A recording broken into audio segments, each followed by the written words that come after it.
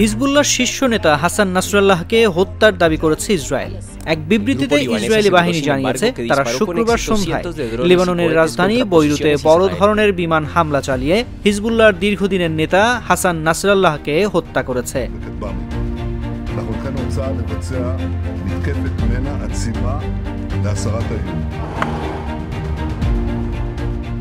তবে ওই শীর্ষ নেতার মৃত্যুর বিষয়ে হিজবুল্লাহর পক্ষ থেকে কোনো মন্তব্য করা হয়নি।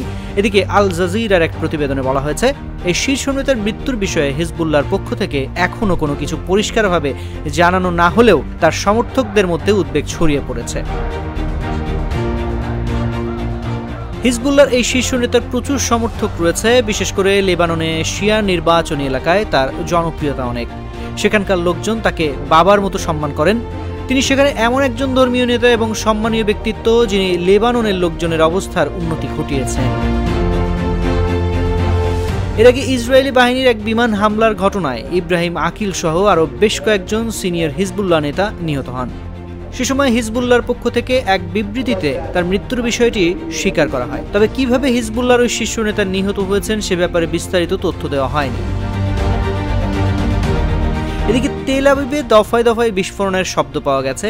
এর আগে লেবাননের রাজধানী বৈরুতে বেশ কয়েকটি আবাসিক ভবনে দফায় দফায় হামলা চালায় ইসরায়েলি বাহিনী। রাজধানীর দক্ষিণাঞ্চলে নজিরবিহীন হামলায় হতাহতের মধ্যে শিশুও রয়েছে। লেবাননের হামলার পরই পাল্টা হামলা হিসেবে তেল আবিবের বিভিন্ন স্থানে দফায় দফায় হামলা চালানো হয়েছে বলে ধারণা করা হচ্ছে। লেবানন থেকে মধ্য ইসরায়েলের দিকে ছোড়া একটি ক্ষেপণাস্ত্র খোলা জায়গায় গিয়ে পড়েছে বলে ইসরায়েলের সেনাবাহিনী জানিয়েছে। পরিস্থিতি পর্যবেক্ষণ করা হচ্ছে বলেও জানানো হয়েছে। এর আগে হিজবুল্লাহ ও ইসরায়েলের মধ্যে সংঘাত বন্ধে 21 দিনের যুদ্ধবিরতির প্রস্তাব দেয় যুক্তরাষ্ট্রসহ দেশটির পশ্চিমা ও আরব মিত্ররা।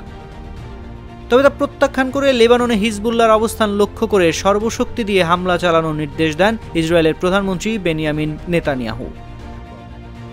אנחנו הנחינו את צה"ל לבצע מתקפת מנע עצימה להסרת האיום.